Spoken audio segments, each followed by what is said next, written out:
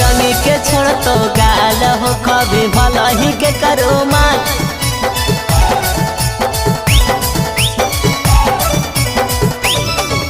धरे बराऊ ऊपर ऊपर नीचे खलसिया कर तो लाल। धरे बराऊ ऊपर ऊपर नीचे खलसिया कर तो लाल। छोड़ी गे रंगी के छोड़ तो गाल हो कभी भला ही के करो माल।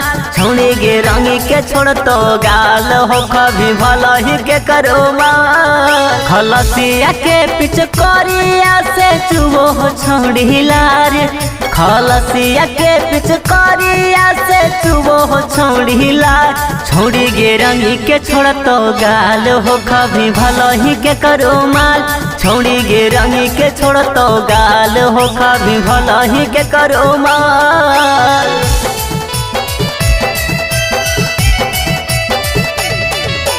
छोड़ी गे रंगी के छोड़ तो रंगी के छोड़ तो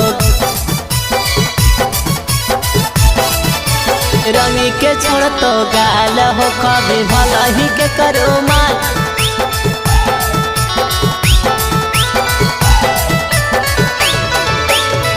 जन्म जन्म से है खलसिया रंगदार गे। रंगी के छोड़ तो छौड़ी गोरे गोरे गाल गे। गोरे गोरे गाल गे। जन्म जन्म से है खलसिया रंगदार गे। रंगी के छोड़ तो छौड़ी गोरे गोरे गाल गे। अरे बाहर से कराले छौड़ी एक बेरी लाल। हाँ एक बेरी लाल। छौड़ी गे रंगी के छोड़ तो गाल हो कभी भला ही के करो माल। छौड़ी गे रंगी के छोड़ तो गाल हो कभी भला ही के करो माल।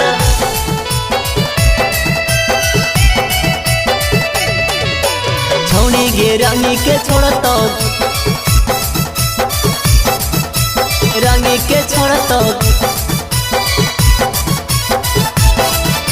रंगी के छोड़ तो गाल हो कभी भला ही के करो माल।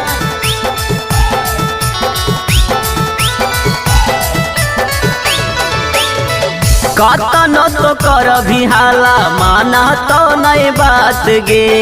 सीधे तोर डाल दे तो चोलिया में हाथ गे।